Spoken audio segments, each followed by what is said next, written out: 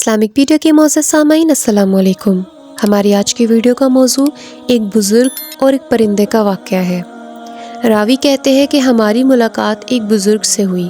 جب ہم عشاء کی نماز پڑھ چکے تو بزرگ نے فرمایا کچھ کھاؤ گے؟ میں نے کہا ہاں۔ فرمایا غار کے اندر درجہ میں چلے جاؤ، جو ملے کھا لو۔ میں اندر گیا تو ایک پتھر پر اخروٹ، منکی، خرنوب، سیب، انجیر یہ سب چیزیں ایک ایک طرف رکھی ہوئی پائیں۔ میں نے جتنا چاہا ان میں سے کھا لیا۔ رات بھر وہ جاگتے ہی رہے۔ جب سحر کا وقت ہوا تو انہوں نے نماز و تر ادا کی، پھر جو کچھ موجود تھا اس میں سے کھا لیا اور بیٹھے رہے، یہاں تک کہ صبح فجر کی نماز ادا کی اور بیٹھے بیٹھے ہی سو گئے۔ حتیٰ کہ آفتاب طلوع ہو کر بقدر 2 نیزوں کے بلند ہو گیا تو کھڑے ہوئے اور وضو کر کے غار میں داخل ہوئے۔ میں نے دریافت کیا کہ یہ میوہ کہاں سے آتا ہے؟ اس سے اچھا تو میں نے کبھی نہیں کھایا۔ فرمایا یہ تم آنکھوں سے دیکھ لو گے۔ اتنے میں ایک پرندہ آیا جس کے دونوں بازو سفید اور سینہ سرخ اور گلا سبز تھا۔ اس کی چونچ میں منکا اور پاؤں کے بیچ میں اخروٹ تھے۔ اس نے منکا کو منکا پر اور اخروٹ کو اخروٹ پر رکھا۔ جب اس کے پروں کی آہٹ سنی تو فرمایا تو نے دیکھ لیا؟ میں نے کہا ہاں۔ فرمایا یہی پرندہ میرے پاس یہ چیزیں لاتا ہے 30 سال سے۔ میں نے پوچھا دن میں کتنی بار آتا جاتا ہے؟ فرمایا 7 بار۔ میں نے حساب کیا تو 15 بار آیا اور گیا۔ میں نے ان سے ذکر کیا تو فرمایا تمہارے واسطے 1 بار زیادہ لاتا ہے۔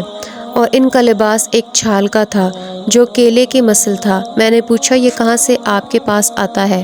فرمایا یہی پرندہ عاشورہ کے روز 10 ٹکڑے اس چھال کے لاتا ہے، میں اس کا کرتا یا پاجامہ بنا لیتا ہوں۔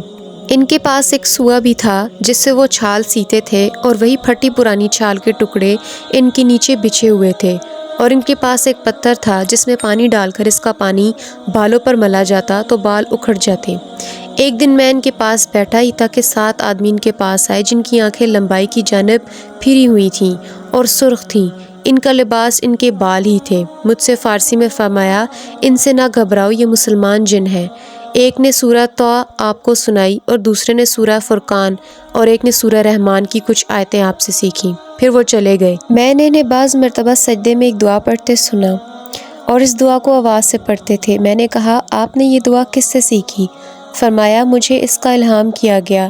ایک رات میں یہ دعا پڑھ رہا تھا کہ میں نے ایک ہاتف کو کہتے سنا کہ جب تم یہ دعا مانگو تو آواز سے، یہ دعا مقبول ہے۔ میں ان کے پاس 24 روز تک رہا، پھر مجھ سے فرمایا کہ اپنا قصہ بیان کرو، تو میرے پاس یہاں کیوں کر پہنچا؟ میں نے قصہ بیان کیا۔ فرمایا اگر تیرا یہ قصہ پہلے معلوم ہوتا تو تجھے اپنے پاس اتنے دنوں نہ رہنے دیتا۔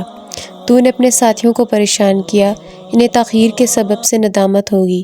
تمہارا ان کے پاس لوٹ جانا میرے پاس ٹھہرے رہنے سے اچھا ہے۔ میں نے کہا میں راستہ نہیں جانتا۔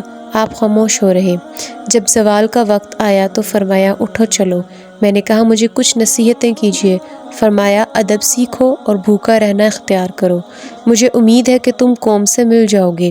اور مجھے ایک ہدیہ بھی دیا اور وہ یہ کہہ کے فرمایا تم طواف زیارت کے دن زمزم اور مقام ابراہیم کے درمیان ڈھونڈو، ایک شخص ان صفات کا ملے گا، ان سے میرا سلام کہنا اور اپنے واسطے دعا کی خواستگاری کرو۔ پھر وہ مجھے لے کر غار سے باہر نکلے۔ دیکھا تو ایک درندہ غار کے دروازہ کے باہر کھڑا ہے۔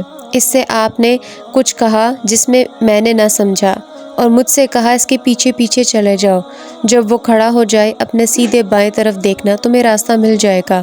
وہ درندہ تھوڑی دور میرے آگے چلا پھر کھڑا ہو گیا۔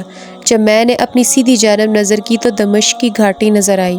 میں دمشق کی جانب جامع میں مسجد میں گیا تو بعض ساتھیوں سے ملاقات ہوئی۔ میں نے ان سے قصہ بیان کیا اور ہم سب ان کی تلاش میں نکلے اور بہت سے آدمی میرے ساتھ ہوئے، چنانچہ ہم اسی پہاڑ اور چشمے پر پہنچے اور 3 دن تک اس غار کو ڈھونڈا مگر اس کا پتہ نہ چلا۔ پھر انہوں نے کہا یہ چیز تم پر ظاہر ہو گئی اور ہم سے پوشیدہ کی گئی۔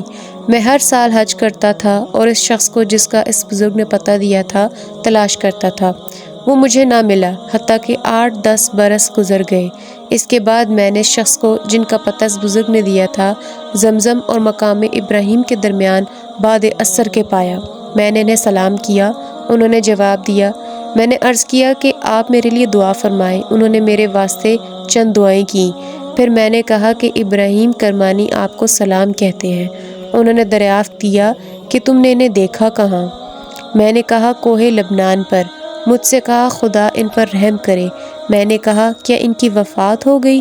کہا اسی وقت میں نے ان کو ان کے بھائیوں کے ہمراہ غار میں دفن کیا ہے اور ان کی نماز ادا کی ہے۔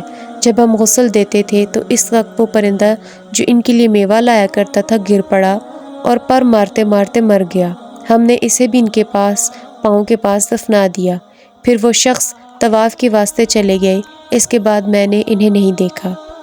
بے شک اللہ والوں کی شان ہی نرالی ہوتی ہے۔ اللہ سے تعلق جڑنے کے بعد یہ دنیا سے بے نیاز ہو جاتے ہیں۔ انہیں دنیا کے اسباب کی کوئی ضرورت نہیں رہتی اور اللہ تعالیٰ خود غیب سے ان کی مدد فرماتے ہیں۔ اللہ تعالیٰ ہمیں بھی نیک بننے کی توفیق عطا فرمائے۔ آمین۔